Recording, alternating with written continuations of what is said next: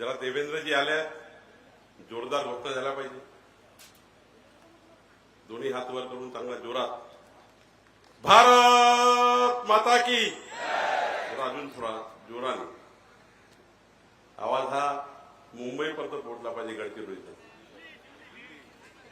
दिल्लीपर्यंत पोहोचायचा आहे. चला मग जोरात भारत माता की. वंदे छत्रपती शिवाजी महाराज की. जय भवानी, जय शिवाजी, जय जय जय जय जय भवानी, जय जय जय जय जय शिवाजी, जय श्रीराम, जय जय श्रीराम.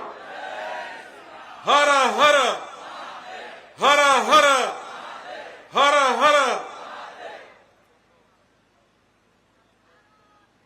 व्यासपीठावर उपस्थित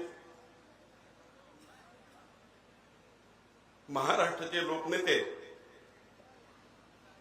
अष्टपैलू कर्तृत्वाचा धनी नेता म्हणून संपूर्ण महाराष्ट्राच्या 14 कोटी जनतेच्या मनात ज्यांच्याबद्दल अत्यंत आदराचं स्थान आहे,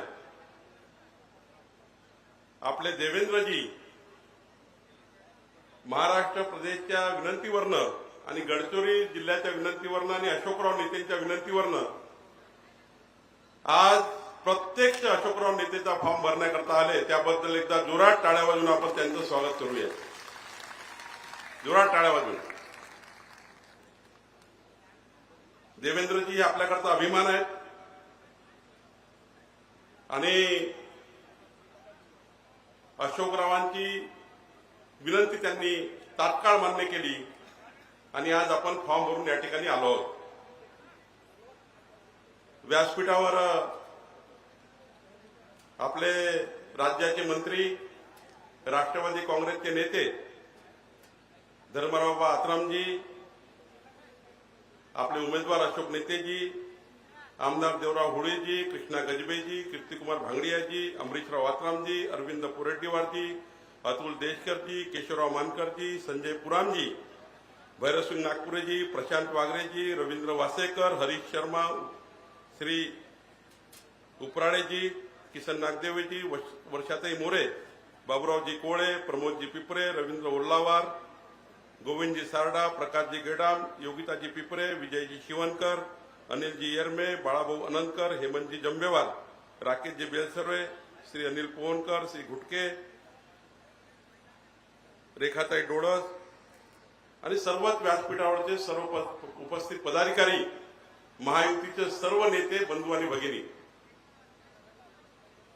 मला या ठिकाणी अजून एक उल्लेख करायचा आहे. 3 दिवसापूर्वी माननीय देवेंद्रजी मला आणि अशोकरावला भेटून ज्यांनी विधानसभेमध्ये 70,000च्या वर मतं घेतले होते असे डॉक्टर कोळवते, नितीन कोळवते आणि डॉक्टर चंदाताई कोळवते यांनी भारतीय जनता पार्टीमध्ये प्रवेश घेतला. एकदा जोरात टाळ्या वाजवून आपण डॉक्टर कोळवतेजी, चंदाताई दोघे या ठिकाणी आहेत.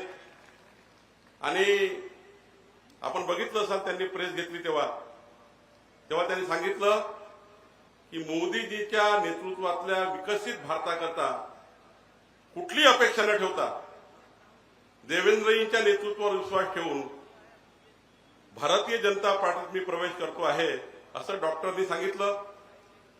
आणि बोलताना हाही उल्लेख केला, तुम्ही बघितला असाल की माननीय प्रधानमंत्री मोदीजींच्या नेतृत्वामध्ये आदिवासी समाजातील आमच्या एका बहिणीला मान्य द्रौपदी मुर्मूजींना या देशाचं राष्ट्रपती पदावर विराजमान करण्याचं एक कार्य माननीय मोदीजींच्या नेतृत्वात झालं. म्हणून मी भारतीय जनता पार्टीमध्ये पक्षप्रवेश करतो आहे हा उल्लेख जाणीवपूर्वक चंदाताईंनी केला. खरं तर या ठिकाणी आज सुधीर भाऊ मुनगंटीवार यांचा पहिला फॉर्म 48 लोकसभामधला आपण भरला. देवेंद्रजी त्या ठिकाणी होते. आज दुसरा फॉर्म, अशोकराव तुम्ही नशीबवान आहात, की देवेंद्रजी आज स्वतः या ठिकाणी तुमचा फॉर्म भरायला आले, पण एक जसं त्यांनी चंद्रपूरमध्ये पाणी पिताना पाणी तर पिलं, पण एक त्रास झाला, त्यांचा आवाज कमी झाला, घशामध्ये काहीतरी एलर्जीचा प्रॉब्लेम झाला आणि त्यामुळं त्यांचा आवाज आज फार जास्त काळ तुम्हाला ऐकता येणार नाही. कारण मला या ठिकाणी आनंद होता आमच्या सर्वांना की देवेंद्रजी आल्यानंतर, कारण जेव्हा मी त्यांची चर्चा करतो ते नेहमीच त्यांच्या दिवसभराच्या विषयामध्ये गडचिरोली जिल्ह्याचा प्रामुख्याने त्यांच्या जीवनातला अत्यंत आनंदाचा जिल्हा म्हणजे या त्यांच्या जीवनामध्ये त्यांनी आपलं जे काही त्यांची नोंदवही केली आहे त्या नोंदवहीमध्ये या महाराष्ट्रामध्ये अग्रस्थानी कुठला जिल्हा असेल तर ते गडचिरोली जिल्ह्यामध्ये आपलं त्यांनी कार्य सुरू करण्याचा नेहमीच त्यांनी पुढे नेण्याचा प्रयत्न केला. गडचिरोली जिल्ह्यामध्ये पालकमंत्री म्हणून खरं तर राज्याचे मुख्यमंत्री राहिले, मी नागपूरचा पालकमंत्री होतो 5 वर्ष, पण गडचिरोली जिल्ह्याचा पालकमंत्री म्हणून त्यांना जेवढा अभिमान आहे आणि जेवढं या गडचिरोली जिल्ह्याकरता जास्तीत जास्त विकास करण्याचा प्रयत्न त्यांच्या मनात आहे, मुख्यमंत्री असताना सुद्धा 5 वर्ष जर अग्रक्रमाने कुठला जिल्हा त्यांच्या मनात आणि कार्यात होता तो गडचिरोली जिल्हा होता. आणि आजही गडचिरोली जिल्हा हा बेरोजगारीतून मुक्त व्हावा, गडचिरोली जिल्ह्यातले आदिवासी बांधव भगिनी या गरिबीतनं मुक्त व्हाव्या, त्यांना रोजगार मिळावा, त्यांना सरकारच्या सर्व योजना मिळावा, केंद्रातल्या राज्यातल्या सर्व योजना गडचिरोली जिल्ह्यातल्या एकूण एक व्यक्तीला मिळावा, एकही व्यक्ती विकासापासून दूर राहू नये हा संकल्प आणि संकल्प माननीय देवेंद्रजींनी केला. आणि म्हणूनच या ठिकाणी आपले सर्व आमदार आणि खासदार अशोकराव नेते या ठिकाणी आपलं काम पुढे नेते आहे.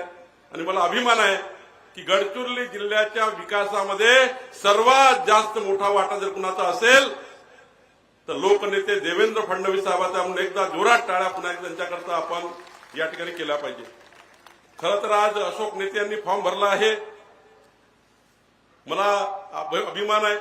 खरं तर देवेंद्रजी अशोक नेत्यांची जेव्हा तिकीट उशिरा आली तेव्हा आपला महायुतीचा आणि भारतीय जनता पार्टीचा कार्यकर्ता अस्वस्थ झाला, मोर्चेही काढायला लागले, निवेदनही द्यायला लागले, मुंबईला 400-500 लोकांनी तयारी केली, नागपूरला 1000 लोकांची तयारी झाली. पण आम्ही बघत होतो देवेंद्रजी आणि आम्ही, खरंच तुम्ही सर्व अशोकराव नेतेच्या पाठीशी उभे आहात का?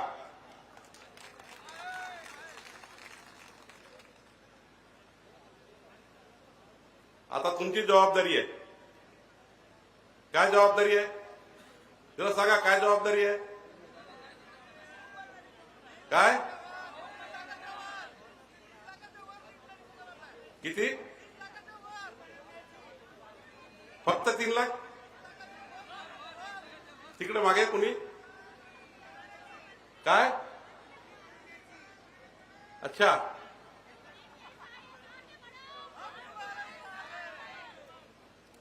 मी आपल्याला एवढीच विनंती करायला आलो, देवेंद्रजी एवढीच विनंती करायला आले आहे, गडचिरोली लोकसभेमधलं एकही बूथ असं नको ज्या ठिकाणी धर्मराव बाबांनी म्हटल्याप्रमाणे 51% मतं प्रत्येक बूथवर मिळवून लोकसभेमध्ये जेव्हा माननीय प्रधानमंत्री मोदीजी 3ऱ्यांदा प्रधानमंत्री म्हणून शपथ घेतील तेव्हा आपला गडचिरोलीचा शिलेदार अशोक नेते हा दोन्ही हात वर करून प्रचंड ऊर्जेने उभा राहायला पाहिजे. एवढी ताकद देण्याची जबाबदारी आता कुणाची आहे? जर दोन्ही हात वर करून कुणाची आहे?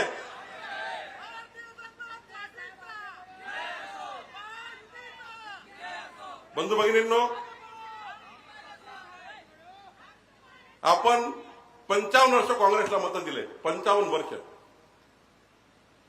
वर्ष काँग्रेसचे आणि मोदीजींचे 10 वर्ष.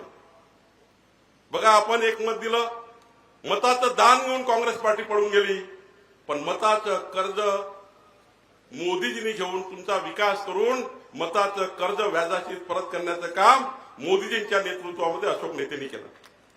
मताचं कर्ज घेऊन तुमचं कर्ज वापस करण्याचं काम अशोकराव नेतेच्या नेतृत्वात झालं. आज अशोकराव नेतेबद्दल आपल्याला सांगता येईल, अनेक गोष्टी सांगता येईल, त्या की सांगा. आज आपल्याला काही वेगळं सांगायची गरज नाही. आज अशोकराव नेते सारखा एक प्रचंड ऊर्जावान कार्यकर्ता मोदींच्या नेतृत्वात काम करतोय. केंद्र सरकारच्या आदिवासी विभागातल्या सर्व योजना, मागासवर्गीयाच्या विकासाच्या योजना, ओबीसीच्या विकासाच्या योजना, एससी एसटीच्या विकासाच्या योजना, समाजाच्या शेवटच्या गरीब माणसाच्या योजना या गडचिरोली जिल्ह्यामध्ये लोकसभेमध्ये आणण्याचं काम अशोकरावनी केलं. आणि परवा जो मी एक रिपोर्ट वाचत होतो, त्या रिपोर्टमध्ये तर महाराष्ट्रातल्या पहिल्या 10 खासदारामध्ये सर्वात चांगलं काम अशोकराव नेतेंनी करून दाखवलं. बंधू भगिनींनो, अशोकराव नेते सारखा आदिवासी समाजातला हा कार्यकर्ता आपल्या समोर उभा आहे. अशोकराव नेतेंनी आपलं संपूर्ण जीवन हे समाजाच्या शेवटच्या माणसाकरता, आदिवासी बंधूकरता समर्पित केलं आहे. आणि म्हणून अशोकराव नेतेंना मत देणं म्हणजे विकासाला मत देणं आहे. अशोकराव नेतेंना मत देणं म्हणजे गडचिरोली जिल्ह्याच्या विकासाकरता मत देणे आहे. अशोकराव नेतेंना मत देणं म्हणजे देवेंद्रजी फडणवीस साहेबांचे हात मजबूत करणं आहे. आणि अशोकराव नेतेंना मत देणं म्हणजे मोदीजीच्या नेतृत्वातला विकसित भारत तयार करणे. बघा, आज एक मत आपण दिलं. मी माननीय देवेंद्रजींचं यात काही भाषण होणार नाही म्हणून सांगतोय. एक मत दिलं.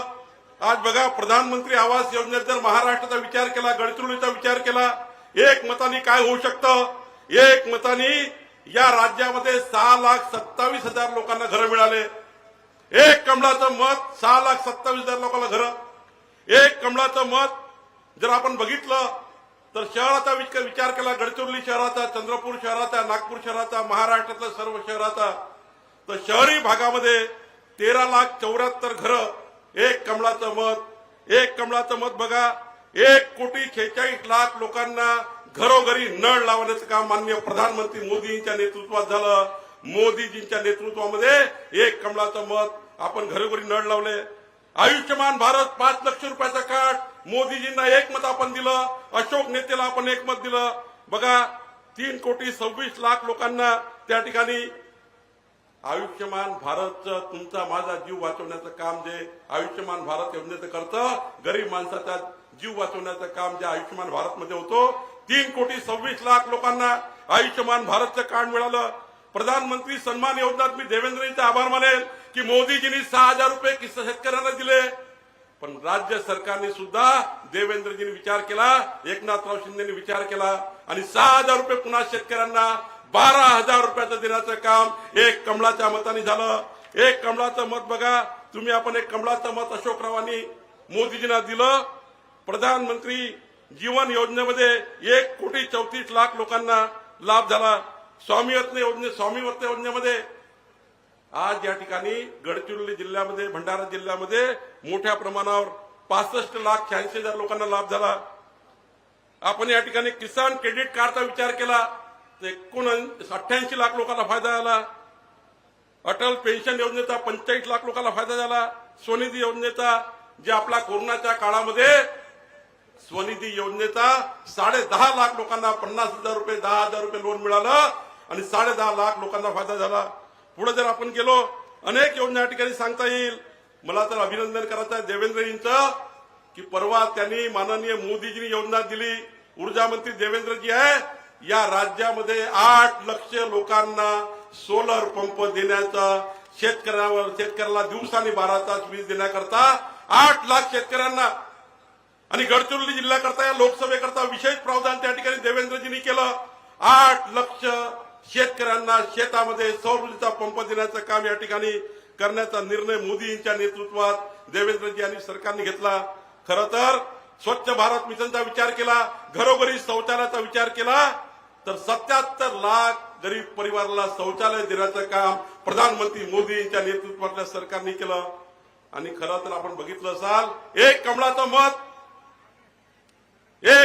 मत जेव्हा कोरोनाचं संक्रमण आलं, तुमचा माझा जीव धोक्यामध्ये होता, तुमच्या माझे घराला दरवाजे लागले होते, उद्या कोणाचा निरोप होईल हे माहिती नव्हतं, संपूर्ण जग भयभीत झालं होतं, संपूर्ण महाराष्ट्र देश भयभीत होता, मी भयभीत झालो होतो. तुमचा माझा जीव वाचवण्याकरता माननीय प्रधानमंत्री मोदयांनी काय दिलं आपल्याला? काय दिलं?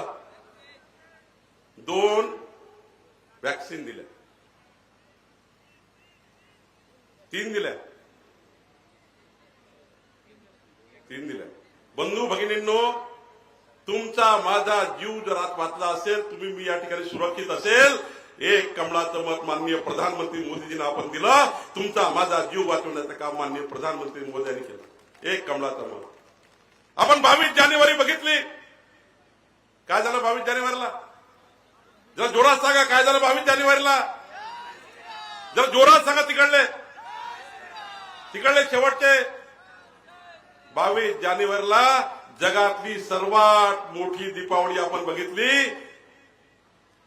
माननीय देवेंद्रजींनी सांगितलं असतं 527 वर्षानंतर, 527 वर्ष, अनेक पिढ्या निघून गेल्या, तुमच्या माझ्या 10 पिढ्या निघून गेल्या, 25 पिढ्या निघून गेल्या.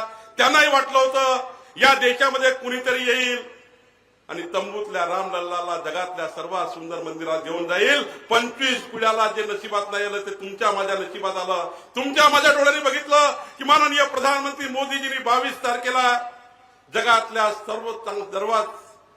सर्वात सुंदर मंदिरामध्ये रामलल्लाची प्रतिष्ठापना केली. एक कमळाचं मत बघा.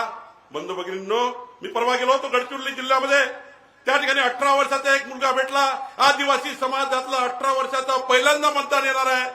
त्या मुलाला विचारलं, बेटा तू कुणाला मत देणार आहे? काका, त्यांनी म्हटलं काका पहिल्यांदा मतदान करणार आहे. आदिवासी मुलगा होता, गडचिरोली जिल्ह्यातला धळगाव तालुक्यातला मुलगा.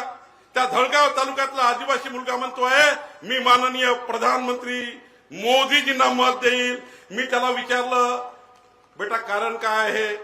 त्यांनी काय कारण सांगावं? तो आदिवासी धळगाव तालुक्यातला मुलगा म्हणतोय मी माझ्या डोळ्यांनी काश्मीरच्या लाल चौकामध्ये तिरंगा ध्वज फडकताना बघितलाय आणि म्हणून मी मोदीजींना मत देईल. पुढे गेलो धळगाव तालुक्यातल्या शेंद्री गावामध्ये. त्या शेंद्री गावातला एक पोरगा आदिवासी समाजाचा, त्याला विचारलं, माझ्याकडे रेकॉर्डिंग आहे त्या पोराचा, मी व्हायरलही केलाय. त्या मुलाला विचारलं बेटा तू कुणाला मतदान करणार आहे? त्यांनी सांगितलं मी माझं पहिलं मत मोदीजीला देणार आहे. धर्मराव बाबा कारण सांगितलं मी माझ्या डोळ्यांनी चंद्रावर भारताचा तिरंगा ध्वज फडकताना बघितला आहे आणि म्हणून मी मोदीजींना मत देईल, म्हणून मी मोदीजींना मत देईल. खरं तर आदिवासी समाजामध्ये प्रचंड उत्साह आहे. 19 तारखेच्या महायज्ञामध्ये एक आहुती टाकण्याचा सर्व जनतेला त्या ठिकाणी आपल्या सर्वांना सर्वांसमोर हा दिवस दिसणार आहे. 19 तारीख. 19 तारखेला सर्वांना या महायज्ञामध्ये आपल्याला आहुती टाकायची आहे आणि अशोक नेत्यांच्या कमळ चिन्हावर प्रचंड बहुमताने कमळ चिन्हावर अशोक नेत्याचा विजय झाला पाहिजे याकरता काम करायचं आहे. करणार आहे का नाही? सर्व काम करणार आहे का नाही? मागच्या निवडणुकीपेक्षा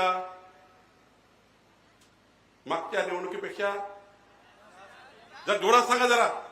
देवेंद्रजी आले, काही गॅरंटी द्या गडचिरोलीकडनं. बंधू भगिनींनो, मोदीजींनी विकसित भारताचा संकल्प केलाय.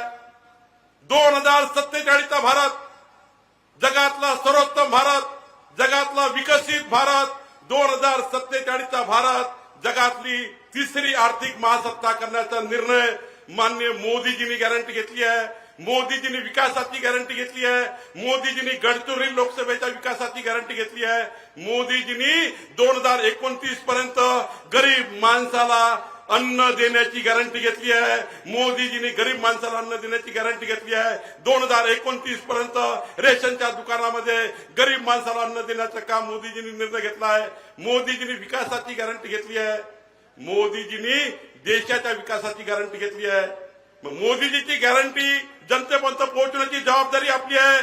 तुम्ही मोदीजीच्या विकासाची गॅरंटी घरोघरी पोहोचवणार का? दोन्ही हात वर करून सांगा, मोदीजींच्या विकासाची गॅरंटी पोहोचवणार का? मोदींचा नमस्कार घरोघरी सांगणार का? मोदींचा नमस्कार घरोघरी सांगणार का? बंधू भगिनींनो, मोदीजींचा नमस्कार आपल्याला घरोघरी सांगायचा आहे. आणि काँग्रेसची हालत माहिती आहे तुम्हाला काय? काँग्रेसची हालत माहिती आहे काय? माहिती आहे सर्वांना आज काय झालं? आज काय झालं माहिती आहे का? आज काँग्रेसचे नेते नामदेव उसंडींनी काय दिला? राजीनामा दिला. राजीनामा त्यांनी काय म्हटलं म्हणून माहिती का? कुणी पाहिलं का?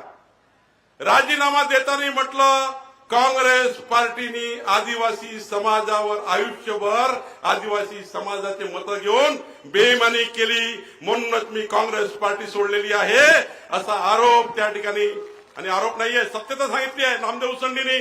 नामदेव उसंडींनी सत्य सांगितलं काँग्रेस पार्टी ही खऱ्या अर्थाने या देशाला 50 वर्ष मागणारी पार्टी आहे आणि मोदीजी 2047चा भारत तयार करताय. मान्य देवेंद्रजी, परवा जेव्हा राहुल गांधी गडचिरोलीमध्ये आले आणि गडचिरोलीचा एक काँग्रेसचा नेता मागच्या 7 दिवसापूर्वी भारत जोडो यात्रेमध्ये जेव्हा राहुल गांधी गडचिरोलीमध्ये आले, गडचिरोलीमध्ये काँग्रेसचा माजी मंत्री धर्मराव बाबा आपल्यासोबत काम केलाय. पद्माकर वडवी यांनी काँग्रेस सोडून भारतीय जनता पार्टीत प्रवेश केला, मोदीजीच्या विकासाला मदत करण्याचा प्रवेश केला. आणि म्हणून तुम्हाला माझी विनंती आहे, नामदेव उसंडी सारखे नंदुरबारमध्ये पद्माकर वडवी, माझी विनंती आपल्याला आहे, मोदीजीच्या विकसित भारताच्या गॅरंटीवर गावागावामध्ये लोक तयार आहे, तुमची वाट बघताय. भारतीय जनता पार्टीचा, महायुतीचा, राष्ट्रवादीचा कुणीतरी कार्यकर्ता आमच्याकडे यावा, मोदीजींचा नमस्कार घ्यावा, मोदीजींचा नमस्कार पोहोचवावा. तुम्ही एवढं जरी म्हटलं की मोदीजींचा नमस्कार घेऊन मी आलो आहे, मोदीजीची गॅरंटी मी घेऊन आलो आहे, आदिवासी समाजाच्या विकासाची गॅरंटी आम्ही घेतोय, समाजाच्या शेवटच्या माणसाच्या विकासाची गॅरंटी घेतोय. देवेंद्रजी सारखे नेते आपले पालकमंत्री आहे. मला विश्वास आहे गडचिरोलीच्या आतापर्यंतचा मतदानाचा इतिहास तुटल्याशिवाय राहणार नाही. आणि 2024ची निवडणूक जेव्हा 4 जूनला मतमोजणी होईल, मला विश्वास आहे तुमच्यावर, गडचिरोलीच्या जनतेवर, देवेंद्रजींना विश्वास आहे, मोदीजींना विश्वास आहे, नितीन गडकरीजींना विश्वास आहे, सुधीर भाऊला विश्वास आहे, धर्मला बाबाला विश्वास आहे. आहे का नाही विश्वास? तुमची गॅरंटी घ्यायची का मी सर्व विश्वासाची? पक्षाचा अध्यक्ष म्हणून मी देऊ का गॅरंटी त्यांना? देवेंद्रजीला गॅरंटी देऊ का? दोन्ही हात वर करून सांगा मला जरा एकदा, मला जर थोडी भीती वाटते. इकडले सांगा, देवेंद्रजीला गॅरंटी देऊ का? मोदीजींना गॅरंटी पाठवू का तुमची? 100% पाठवू पत्र मोदीजींना. काय पत्र पाठवू? अब की बार पाठवू का?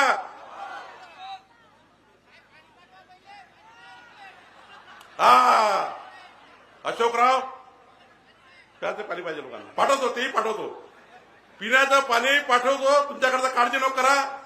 आणि आता मोदीजींच्या विकसित भारताच्या गॅरंटीला कोण कोण साथ देणार आहे? जर जोरात हात वरून सांगा, पाणी भेटता, चिंता नको करा. मला वाटतं अशोकराव सर्वच व्यवस्था केली अशोकरावनी, मी आता काय बोलत नाही, बाकी समजू नका काही भलतं. बरं, पुन्हा एकदा जरा जाताना देवेंद्रजीला गॅरंटी देऊ, मोदीजींच्या विकसित गॅरंटीला साथ देणार. आणि मी तुम्हाला दाव्याने सांगतो 19 एप्रिलच्या 5 वाजेपर्यंत, किती वाजेपर्यंत मतदान आहे अशोकराव? 3 वाजेपर्यंत. जरा अशोकराव इकडे देवेंद्रजीचा आवाजच गेलाय ना तुम्हाला. पहा नेतेजी किती स्मार्ट आहे. 19 तारखेला जेवढे मतदान होईल त्यांच्या 90% मतदान मोदीजींच्या विकासाच्या गॅरंटीवर आपल्या सर्वांना. मान्य आहे का? अशोकराव नेत्यांना पुन्हा एकदा, तिसऱ्यांदा काय म्हणत आहे? काय काय काय काय काय झालं पाहिजे? तुमचं म्हणणं देवेंद्रजी मोदीजींना पाठवतील, काय काळजी करू नका. पण मला एकच तुमच्याकडे पाहिजे, जेवढे मतं होतील त्याच्या 90% मतं मोदीजींच्या गॅरंटीवर, देवेंद्रजीच्या नेतृत्वामध्ये अशोक नेतेंना जर दिले, काँग्रेसची जमानत जप्त झाल्याशिवाय राहणार नाही. नेत्यांना 90% मतं म्हणजे काँग्रेसला जमानत जप्त करणार का जमानत जप्त काँग्रेसची? पक्क करणार. मी तुम्हाला दाव्याने सांगतो, ज्या दिवशी मोदीजी प्रधानमंत्री बनतील, अशोकराव नेते हात वर करून उभे राहतील, या गडचिरोलीचा मान देशाच्या उच्च स्तरावर झाल्याशिवाय राहणार नाही. एवढं त्या ठिकाणी सांगतो. आमचे देवेंद्रजी अशोकरावच्या मागे खंबीरपणे उभे आहे, धर्मराव बाबा उभे आहे, हे व्यासपीठ उभं आहे, महायुती उभी आहे. आपण सर्वांनी प्रचंड ताकदीनं गेल्यावर प्रचंड ताकदीने 19 तारखेला मतदान करावं. एकच शेवटचं सांगतो, 17 तारखेला काय, 17 एप्रिलला काय, जोरात सांगा काय, गावागावात होणार आहे का रामनवमी? 17ला रामनवमी आणि 19ला वा. मी पुन्हा एकदा आपले सर्वांचे आभार मानतो. व्यासपीठावर त्याने आपल्या सर्वांना विनंती करतो, अशोकराव सारखा एक सज्जन, इमानदार, निष्ठावान कार्यकर्त्याला प्रचंड बहुमताने विजयी करावं. मी देवेंद्रजींचा धन्यवाद व्यक्त करतो. अशोकराव नेते करता त्यांनी प्रचंड ताकदीने त्यांना पुन्हा उमेदवारी निवडून देण्याकरता जी ताकद दिली, मी देवेंद्रजीचं सुद्धा गडचिरोली जिल्ह्यामार्फत आभार मानतो. खूप खूप धन्यवाद. एबीपी माझा, उघडा डोळे बघा नीट.